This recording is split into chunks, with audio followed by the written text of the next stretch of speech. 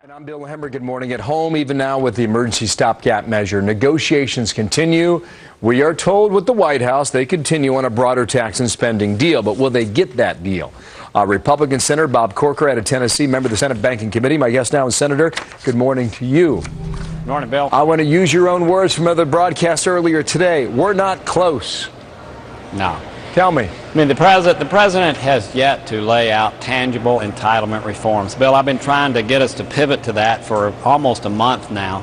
And he wants a debt ceiling increase. He wants to do away with the sequester, but he doesn't want to lay out tangible entitlement reforms. And so we're not even close to a deal, in my opinion. And I think Speaker Boehner has done everything humanly possible to try to get us where we need to be as a country and put this issue in the rearview mirror so we can start January 1st focused on growing our economy. But unfortunately, the White House is still not coming forth with, I think, at least $1 trillion entitlement reforms are needed right now to really cause our country to be able to move beyond this. But at present, there's nothing tangible. There's only a deal.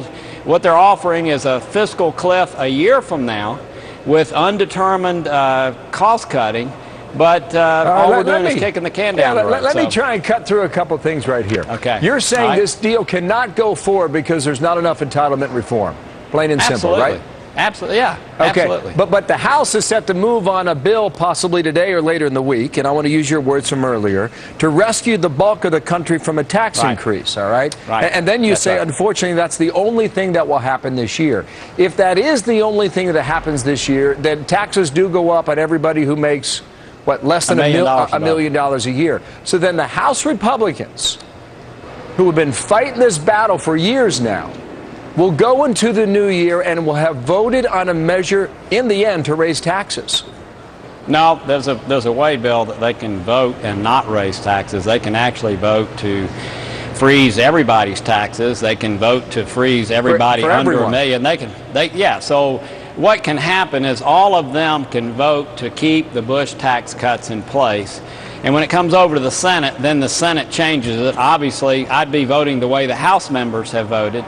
But no, there's a way of doing that without them actually voting. I just want to be clear about increase. that, because the way I read your comment from earlier today, it suggested that House Republicans would vote on raising taxes, whether it's a millionaire or whether it's not. Then you go into the new year, and that's the only thing you get accomplished now.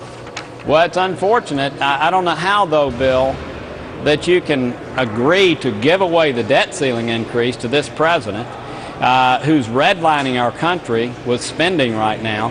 He wants us to give away the debt ceiling. He wants us to do away with the sequester, which is $1.2 trillion in reductions over the next decade.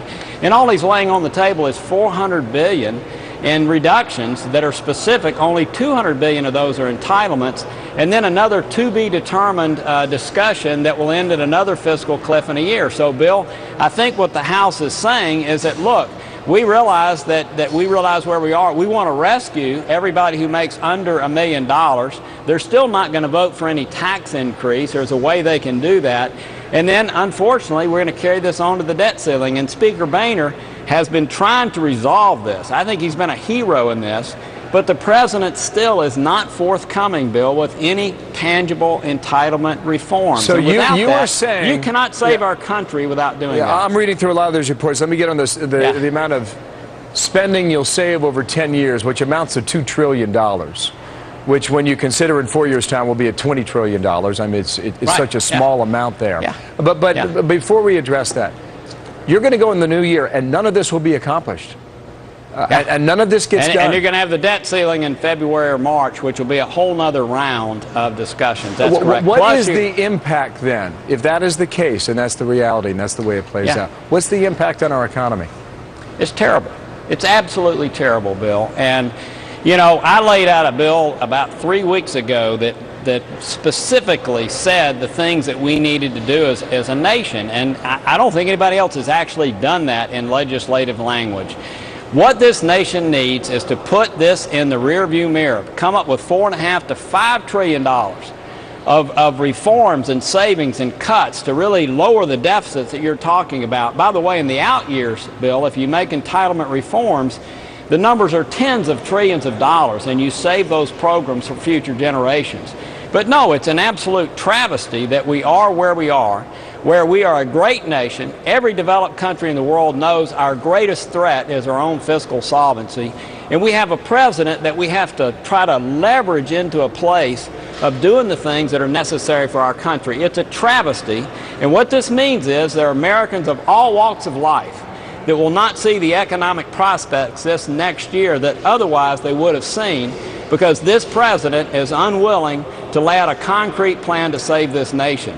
And I think Speaker Boehner has been trying to get there. Cantor's been working with him, but I think it's a travesty. All right, Senator, thank you for your time. Bob Corker is a Republican from Tennessee as we await this now. Thank you, sir.